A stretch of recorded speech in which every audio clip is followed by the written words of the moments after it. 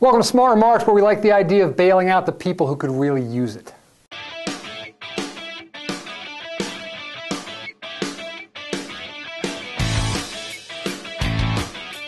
So 3 years into our great financial quagmire, and the latest and greatest idea to save Europe and to save the world's financial system is to provide all sorts of easy dollars for European banks. Now, European banks are up to their eyeballs in Greek and Italian debt. They're on the hook for God knows how much in derivatives written on that debt.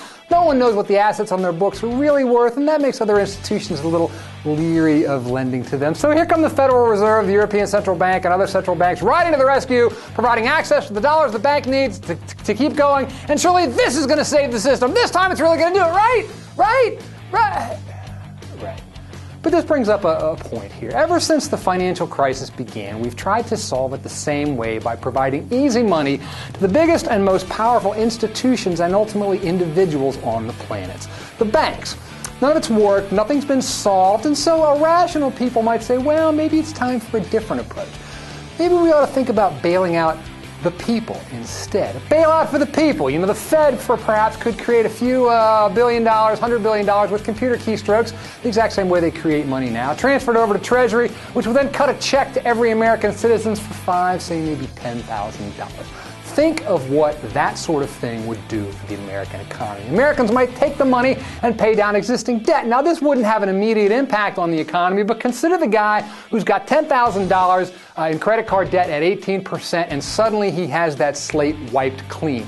He and everyone else in that position would be in a better position to start spending again. And others would indeed take the free money and plow it directly into the economy, buying big-ticket items. Maybe others would use it to start a business, do some home repairs, maybe even give some to charity. The velocity of money would increase. More money would be changing hands, facilitating economic activity, jobs, and tax revenues. Now, there could well be unintended consequences from something like this. You might boost inflation, and I'm sure some people who are grievously in debt and broke now would simply take the money and fritter it away. But others might use it to strengthen their own personal balance sheet, adding durable strength to the economy. And really, could your average American be any more reckless with the money than our financial system has been? I'm sure your right-wingers would be outraged at the suggestion of a bailout for the people, but why is it somehow more moral to bail out the financial system than it is to bail out the people themselves? The banks are too big to fail. How about you?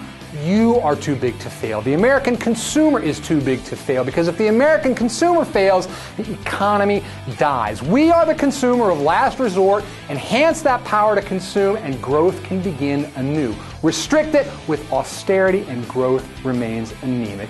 This isn't hard, it really isn't, but I've got no illusions that the people running the show would actually do this. They're beholden to the notion that to save the economy, we have to save the biggest players in the economy. It hasn't worked yet. Here's a news flash. It's not going to work ever. Maybe one of these days they'll understand that to save the economy, they got to save the little guy first and foremost.